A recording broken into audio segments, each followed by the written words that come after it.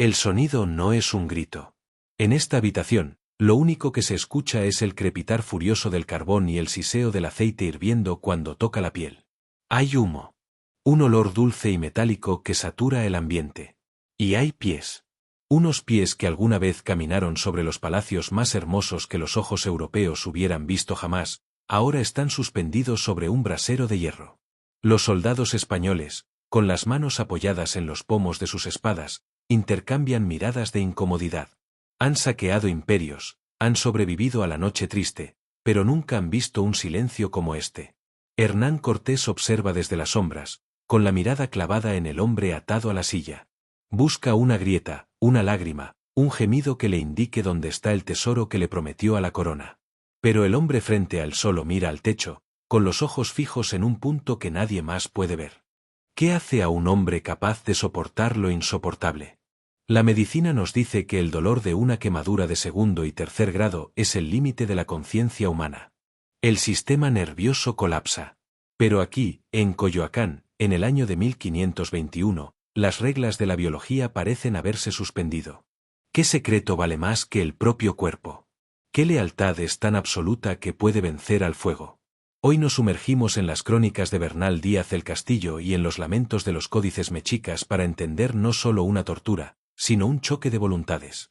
Porque para responder por qué este hombre no habló, primero hay que entender quién era, y por qué los españoles le temían más encadenado que al frente de un ejército de 100.000 guerreros. Cuauhtémoc.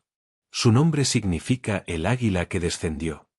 Para los castellanos, era un enigma. No era el dócil Moctezuma, ni el fugaz Cuitláhuac. Él era la encarnación final de una resistencia que se negaba a morir bajo el peso de las armaduras y las cruces. Los propios capitanes de Cortés, hombres curtidos en 1000 batallas, escribieron sobre él con una mezcla de odio y un pavor reverencial. No lo veían como a un salvaje, sino como al enemigo más peligroso que jamás habían enfrentado en el Nuevo Mundo.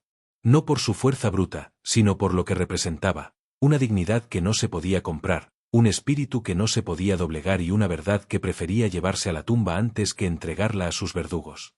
Esta es la historia del último Tlatoani. El hombre que decidió que su silencio sería su victoria más eterna. Para entender el silencio en la hoguera, debemos entender el peso de la corona que Cuauhtémoc llevaba sobre sienes ya curtidas por la guerra. No era la corona de oro y plumas de quetzal que Moctezuma lució ante Cortés en su primer encuentro.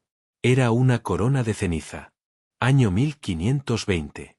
Tenochtitlán ya no es el paraíso de canales y jardines flotantes. Es un hospital a cielo abierto. La viruela, el gran fuego traído por los europeos, está haciendo lo que las espadas no pudieron, aniquilar a la nobleza y al pueblo por igual. Cuitláhuac, el guerrero que humilló a los españoles en la noche triste, ha muerto tras solo 80 días de reinado, devorado por la peste. Entonces, surge él. Cuauhtémoc. Tiene apenas 25 o 26 años. Es el sobrino de Moctezuma, un joven de mirada gélida y mandíbula de piedra que siempre desconfió de los dioses barbudos. Eligieron a Cuauhtémoc no por su linaje, sino porque era el único que no hablaba de paz, sino de resistencia total. Sabía que aceptar el cargo de Huey Tlatoani en ese momento no era un honor, era una sentencia de muerte. Y aún así, dio un paso al frente. Mientras los sacerdotes le ungían con el hollín sagrado, en el horizonte se divisaban las hogueras de los aliados de Cortés. Cuauhtémoc heredó una ciudad que se caía a pedazos, un ejército diezmado y un destino sellado. Pero en sus manos, Tenochtitlán daría su pelea más feroz. Cortés regresó con un plan maestro: si no podía tomar la ciudad por tierra, la asfixiaría por agua. Mandó construir 13 bergantines, barcos de guerra que transformaron el lago de Texcoco en un cerco de madera y pólvora. Fueron 75 días. El sitio más sangriento de la historia de América. Imaginen el aire, ya no olía a flores, sino a cuerpos descompuestos que nadie podía enterrar porque las calles eran campos de batalla. Cuauhtémoc dio la orden: cada hombre, mujer y niño era un soldado. Los mexicas comían raíces, cortezas de árboles y el fango del lago para no rendirse. Bernal Díaz del Castillo escribiría años después, con un escalofrío en la pluma: no podíamos caminar sin pisar cuerpos de indios muertos. Yo digo que en todo el mundo no se ha visto ciudad pasar por tales hambres y miserias. Cada noche, bajo la luz de la luna, Cuauhtémoc cruzaba los canales en su canoa para inspeccionar las defensas. Reorganizaba las barricadas que los españoles destruían de día. No hubo un solo día de descanso. Los mexicas, agotados, sin agua dulce porque Alvarado había cortado los acueductos de Chapultepec, veían en su joven líder el último resto de dignidad que les quedaba. Si él no se rendía, ellos tampoco. A menudo pintamos a Hernán Cortés como un villano de caricatura, pero la realidad es más aterradora. Era un estratega brillante consumido por una deuda astronómica.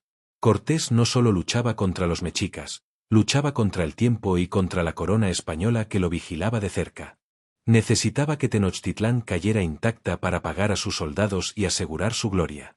Pero se topó con Cuauhtémoc. Cortés intentó negociar.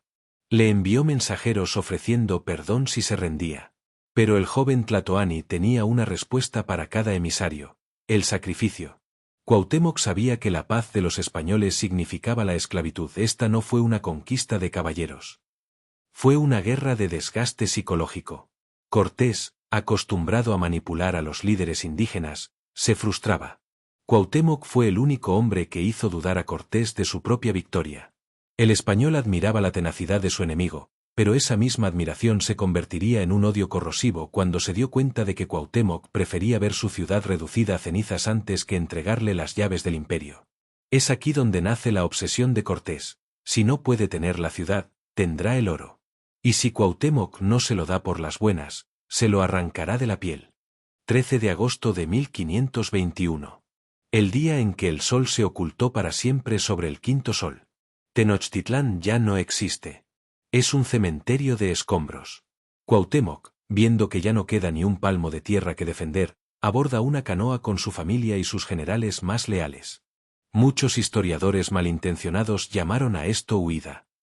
Se equivocan. Cuauhtémoc no buscaba salvar su vida. Iba en busca de los reductos mexicas en tierra firme para reorganizar la guerrilla y continuar la guerra desde las montañas. Pero el lago estaba infestado de bergantines. García Holguín, un capitán español con sed de ascenso, interceptó la canoa real. Los ballesteros apuntaron. Cuauhtémoc, al verse rodeado, se puso de pie. No ocultó su identidad. No pidió clemencia. Soy Cuauhtémoc. Llevadme ante vuestro Malinche. Al ser subido al barco de los conquistadores, el silencio cayó sobre la laguna de Texcoco. Los gritos de batalla cesaron. Los españoles habían capturado el corazón del imperio. Pero lo que no sabían era que, al encadenarlo, estaban dando inicio a un mito que les quemaría las manos durante los siglos por venir. Cuando la canoa de Cuauhtémoc atracó frente a Hernán Cortés en la terraza de una casa en el barrio de Acachinanco, el mundo se detuvo. Los dos hombres se miraron por primera vez sin el estruendo de los cañones de por medio. Cortés, siempre el diplomático astuto, intentó mostrar una cortesía que bordeaba la burla. Lo recibió con honores, pero Cuauhtémoc no buscaba hospitalidad. El Tlatoani dio un paso al frente. Su ropa estaba manchada de la sangre y el lodo de su ciudad, pero su presencia seguía siendo la de un dios viviente.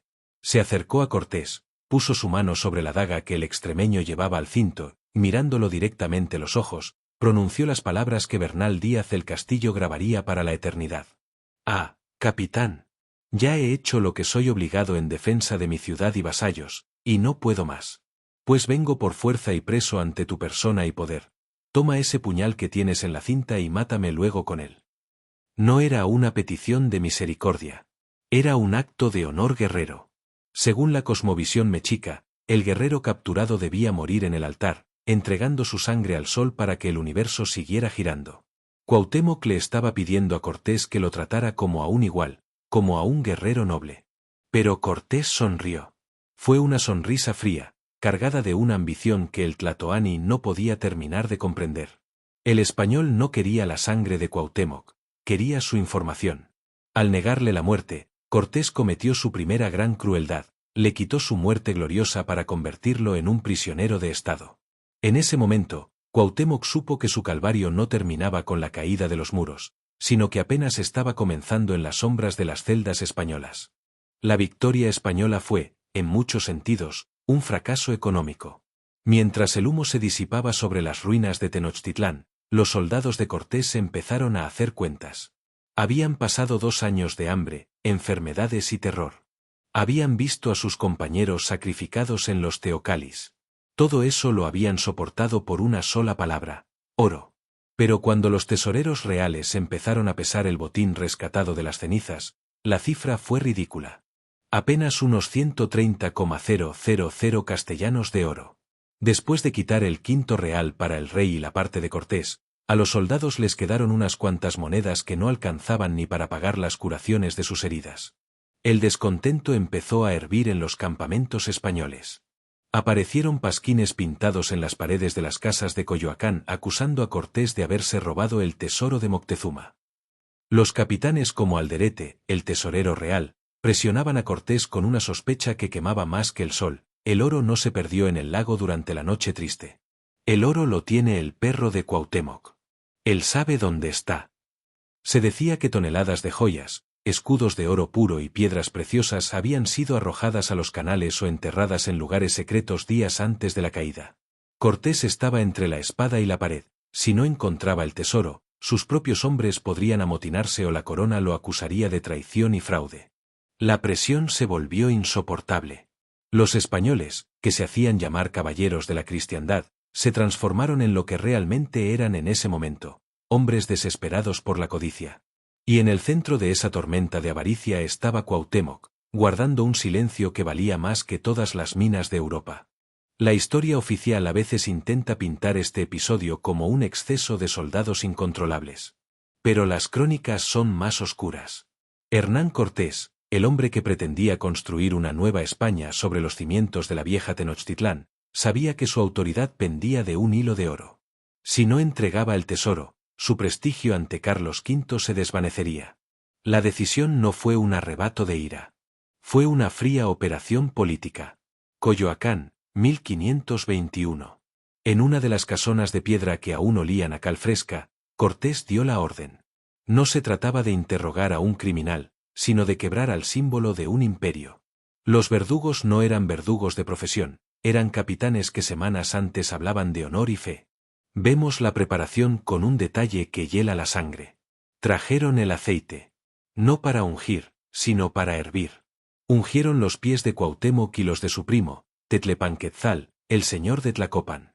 El aceite tenía una función técnica: asegurar que el calor se transfiriera más rápido a la piel, que el fuego no solo quemara la superficie, sino que cociera los nervios y los músculos hasta el hueso.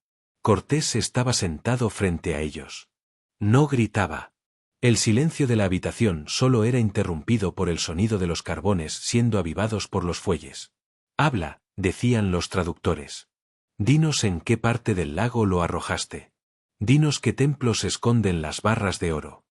Cuauhtémoc miraba las brasas.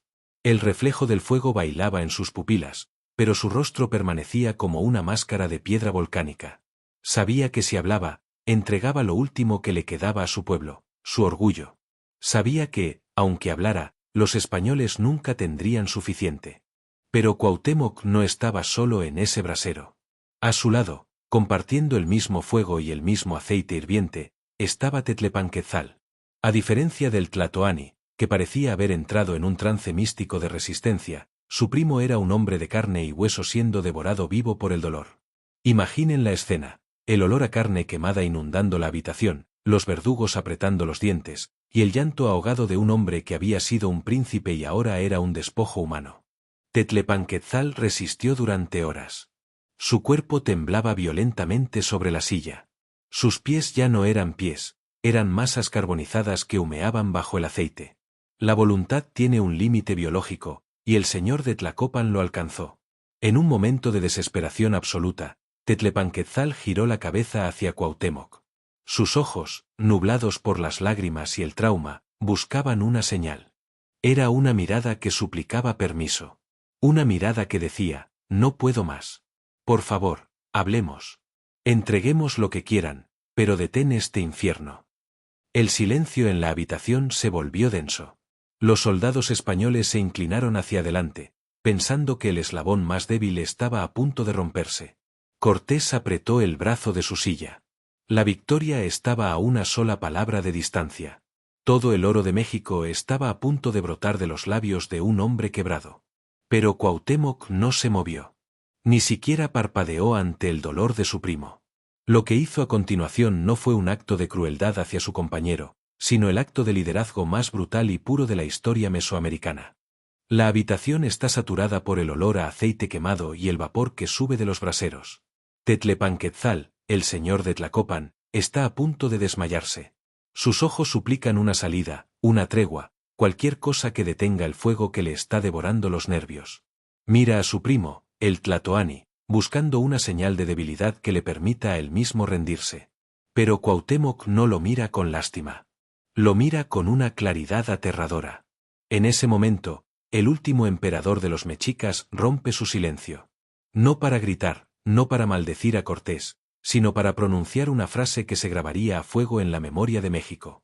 En náhuatl, sus palabras cortaron el aire como un cuchillo de obsidiana. ¿Acaso estoy yo en algún deleite o baño?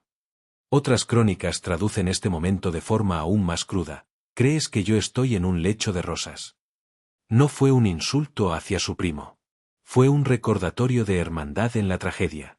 Fue la forma más pura de estoicismo. Cuauhtémoc le estaba diciendo que el dolor es una ilusión frente al deber. Si el emperador, que representaba al sol mismo, estaba sufriendo el mismo fuego sin quebrar su voluntad, ¿quién era Tetlepanquetzal para pedir clemencia? Esa frase no solo silenció al primo de Cuauhtémoc, silenció a los verdugos españoles. Los soldados que vigilaban la tortura bajaron la mirada. Entendieron, en ese instante de humillación y fuego, que habían vencido al ejército mexica, pero que nunca podrían conquistar el espíritu de ese hombre. Habían quemado su carne, pero habían convertido su voluntad en un monumento inalcanzable. Hernán Cortés finalmente dio la orden de detenerse. No lo hizo por compasión, sino por cálculo. Ver a un rey ser torturado de esa manera sin obtener resultados estaba empezando a mermar la moral de sus propios hombres, y lo que era peor, ponía en riesgo su imagen ante la historia. Si Cuauhtémoc moría en ese brasero sin hablar, el tesoro se perdería para siempre y Cortés quedaría como un carnicero inútil. Cuauhtémoc fue retirado del fuego. Sus pies eran masas de carne carbonizada, los tendones se habían contraído y los huesos estaban dañados de forma irreversible. Caminaría con dificultad el resto de su corta vida, cada paso siendo un recordatorio físico de su resistencia. Pero el resultado real fue este: el silencio venció. El oro de Moctezuma, ese tesoro mítico que incluía discos de oro del tamaño de ruedas de carro, collares de esmeraldas y trabajos de orfebrería que dejaron boquiabierta a Europa, jamás apareció. Los españoles drenaron canales, excavaron bajo los templos destruidos y torturaron a cientos de nobles más, pero el secreto de Cuauhtémoc se mantuvo sellado. Hoy, más de 500 años después, el tesoro de Cuauhtémoc sigue siendo el mayor misterio arqueológico de América. Se dice que descansa en el fondo de algún cenote, o enterrado en las selvas del sur, o quizás, simplemente, que nunca existió de la forma en que la codicia española lo imaginó. Lo que sí es real es que Cuauhtémoc le arrebató a Cortés lo único que éste deseaba más que el poder, la riqueza que compraría su posteridad. Cortés ganó una ciudad en ruinas, Cuauhtémoc ganó la eternidad. Tras el fuego, el silencio de Cuauhtémoc se convirtió en una presencia física que incomodaba a los españoles. Cortés no lo ejecutó, pero lo condenó a algo quizás peor: ser un trofeo viviente. Durante 3 años, el último Tlatoani vivió bajo la sombra de los conquistadores. Imaginad la escena en las calles de la recién trazada Ciudad de México: Cortés cabalgando en su corcel, rodeado de estandartes cristianos, y a su lado, caminando con una cojera dolorosa y evidente, el hombre al que le habían quemado los pies. Pero había algo extraño en esas procesiones. Los indígenas que trabajaban en la reconstrucción de la ciudad, al ver pasar a Cuauhtémoc, bajaban la cabeza con una reverencia que nunca le mostraron a Cortés. Para ellos, el hombre que caminaba con dificultad sobre pies cicatrizados seguía siendo el centro del universo. Las cadenas no le quitaban el mando, lo santificaban. Cortés lo sabía. Lo sentía en la nuca cada vez que le daba la espalda. Trataba a Cuauhtémoc con una cortesía forzada, invitándolo a banquetes y dándole un lugar en la mesa, pero era una danza hipócrita. Cuauhtémoc era el rey en la sombra. Mientras él respirara, la conquista no estaba terminada. Cada mirada silenciosa del Tlatoani era un recordatorio para Cortés de que su victoria era incompleta, de que el espíritu de la tierra que pisaba aún le pertenecía al hombre que no pudo hacer hablar. En 1524, la ambición de Cortés lo empujó hacia un nuevo abismo, las Ibueras, hoy Honduras. Uno de sus capitanes, Cristóbal de Olid, lo había traicionado, y Cortés, en un arranque de furia y paranoia, decidió ir personalmente a castigarlo.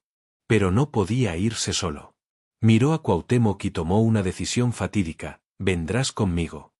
No era una invitación, era una medida de seguridad. Cortés temía que, si dejaba a Cuauhtémoc en México, los mexicas aprovecharían su ausencia para levantarse en armas y devolverle el trono al águila que descendió. Así comenzó una de las expediciones más brutales de la historia. Cientos de soldados españoles y miles de aliados indígenas se internaron en la selva virgen del sureste mexicano. La selva no tiene piedad con los ejércitos. El hambre, la malaria y el lodo empezaron a devorar la expedición. Los caballos se hundían en los pantanos, los hombres morían de fiebres delirantes. Y en medio de ese infierno verde, la paranoia de Cortés floreció. Empezó a escuchar susurros. Le dijeron que Cuauhtémoc estaba conspirando con los señores de otras provincias para matarlo en medio de la noche. No hubo juicio. No hubo testigos que no fueran enemigos o hombres torturados para confesar. Cortés, agotado y perdiendo el juicio por la falta de comida y el calor sofocante, decidió que el viaje de Cuauhtémoc debía terminar ahí, entre los árboles gigantes y el grito de los jaguares. El hombre que había sobrevivido al asedio de una ciudad y al fuego de un brasero, estaba a punto de enfrentarse a la última traición de la civilización que lo capturó. 28 de febrero de 1525. Martes de Carnaval. Pero en las profundidades de la selva de lo que hoy es Campeche, no hay celebración, solo el bochorno pegajoso de una muerte anunciada. Cortés ha pasado noches sin dormir, consumido por la paranoia y el fracaso de una expedición que se hunde en el lodo. En su delirio, decide que Cuauhtémoc debe morir hoy. No hay estrado, no hay escribanos reales, no hay justicia. Solo una soga y una ceiba, el árbol sagrado que para los mayas y mexicas sostenía el cielo, y que hoy servirá de patíbulo. Cuauhtémoc es conducido frente al árbol. Sus pies, aquellos que resistieron el fuego, apenas pueden sostenerlo sobre el terreno irregular. Pero su voz, cuando habla por última vez, es clara y resuena entre el grito de los monos araguatos. Mira a Cortés, a quien siempre llamó Malinche, y le lanza una acusación que retumbará en los siglos. «Oh, Malinche! Días hacía que yo tenía entendido que esta muerte me habías de dar, y había conocido tus falsas palabras. ¿Por qué me matas sin justicia? Dios te lo demande, pues yo no me la di cuando te me entregué en mi Ciudad de México». Cortés no respondió. Dio la señal. El cuerpo del último tlatoani quedó suspendido, balanceándose bajo la sombra de la ceiba. Tenía apenas 30 años. Bernal Díaz del Castillo, testigo de la ejecución, escribiría después con una inusual amargura: fue esta muerte que les dieron muy injustamente dada, y pareció mal a todos los que íbamos. Con el último suspiro de Cuauhtémoc, no solo murió un hombre, murió la última línea directa de un linaje de dioses. El silencio de la selva se tragó sus palabras, pero el eco de su ejecución se convirtió en la mancha más oscura en la biografía de Hernán Cortés. Si este fuera un cuento de hadas, el vencedor viviría en la gloria. Pero la historia es más irónica y, a veces, más cruel. La expedición a las Ibueras fue un desastre total que quebró la salud y la reputación de Cortés. Cuando finalmente logró regresar a la Ciudad de México, se encontró con que sus enemigos lo habían dado por muerto y habían saqueado sus bienes. Ya no era el conquistador invencible, era un hombre bajo sospecha. Viajó a España buscando el reconocimiento que creía merecer, el título de virrey. Pero el rey Carlos V, temeroso de que Cortés se volviera demasiado poderoso, le dio títulos de nobleza pero le quitó el mando político. Cortés pasó sus últimos años vagando por la corte española, convertido en un hombre molesto que perseguía a los ministros por los pasillos, reclamando pagos y honores que nunca llegaron. Murió en 1547, en un pequeño pueblo llamado Castilleja de la Cuesta, a las afueras de Sevilla. No murió en un palacio de oro, sino en una casa prestada, amargado, pleiteando legalmente hasta su último aliento y con el nombre de Cuauhtémoc pesando en su conciencia como un fantasma que nunca pudo exorcizar. El hombre que quemó los pies de un emperador por un tesoro, murió dándose cuenta de que la historia le había arrebatado el botín más grande de todos, el respeto de la posteridad. Hay algo profundamente poético en el vacío. Hoy, los arqueólogos recorren el centro histórico de la Ciudad de México con rádares de penetración terrestre. Los buscadores de tesoros siguen rastreando las profundidades del lago de Texcoco, ahora seco y cubierto de asfalto. Pero el resultado es siempre el mismo: nada. Aquel tesoro que Moctezuma acumuló durante décadas, esas piezas que los cronistas describieron como obras de tal belleza que no parecían hechas por manos humanas, se esfumó entre el humo de 1521. Se dice que Cuauhtémoc, en sus últimas noches antes de la captura, ordenó que el oro fuera devuelto a la tierra y al agua, no como una ofrenda, sino como un acto de sabotaje final contra la codicia europea. La mayor ironía de esta historia es que el hombre que ordenó quemar pies, que torturó a su propio honor y que traicionó sus propios principios por una recompensa económica, murió rodeado de deudas. Cortés se convirtió en el rey sin oro. Mientras tanto, el tesoro de Tenochtitlán adquirió una naturaleza metafísica. Dejó de ser metal para convertirse en leyenda. Cuauhtémoc no solo protegió el oro de su pueblo, protegió su soberanía. Al no hablar, le quitó a los conquistadores la satisfacción de poseer el alma de México. El oro que España nunca encontró es hoy el símbolo de lo que no pudieron comprar, el orgullo de una nación que prefiere el silencio antes que la entrega. Camine hoy por el Paseo de la Reforma, la avenida más emblemática de la capital mexicana. En una de sus glorietas principales, rodeado por el rugido del tráfico moderno y los rascacielos de cristal, se alza un gigante de bronce. Es Cuauhtémoc. Está de pie, imponente, portando sus insignias de guerra, recordándole a cada transeúnte que este suelo fue defendido con sangre. Su nombre está en calles, estaciones de metro, escuelas y corazones. Ahora, busque a Hernán Cortés. No encontrará una sola estatua oficial en su honor en todo México. Sus restos descansan casi en secreto, tras una placa humilde en una iglesia de la Ciudad de México que pocos visitan. El hombre que ganó todas las batallas militares, el estratega que derribó un imperio, terminó perdiendo la única guerra que importa a largo plazo, la guerra de la memoria. La justicia poética de esta historia es que México decidió quién era su héroe. En la narrativa nacional, Cortés es el trauma, el accidente violento, Cuauhtémoc es la raíz, el sacrificio fundacional. La historia castigó al vencedor con el olvido o el rechazo, y premió al vencido con la inmortalidad. El hombre que fue quemado por el fuego de la Inquisición y la codicia, es hoy el fuego que alimenta la identidad mexicana. Cortés conquistó la tierra, pero Cuauhtémoc conquistó el tiempo. La historia no es solo un registro de lo que pasó, es un espejo de lo que somos. A menudo juzgamos a los hombres del pasado desde la comodidad de nuestro presente. Es fácil hablar de honor cuando no hay fuego de por medio. Es fácil hablar de lealtad cuando no nos ofrecen el mundo a cambio de una sola palabra. Pero la historia de Cuauhtémoc nos obliga a mirarnos las manos y preguntarnos de qué madera estamos hechos. Hernán Cortés murió buscando un oro que nunca llenó su vacío. Cuauhtémoc murió protegiendo un silencio que hoy es el grito de resistencia de todo un continente. Uno tuvo el poder, el otro tuvo la gloria. Uno conquistó, el otro trascendió. Ahora, te hablo a ti, que has llegado hasta el final de este relato. Imagina por un segundo el calor de las brasas, el olor del aceite, la presión de un imperio cayendo sobre tus hombros y la mirada de tus verdugos esperando que te quiebres. Dime con total honestidad en los comentarios, ¿qué habrías hecho tú con los pies en el fuego? ¿Habrías entregado el tesoro para salvar tu vida y la de los tuyos, o habrías guardado el secreto para salvar la dignidad de tu historia? Tu respuesta dice más de ti que cualquier libro de texto. Si este viaje por las cenizas de Tenochtitlán te ha conmovido, suscríbete y activa la campana.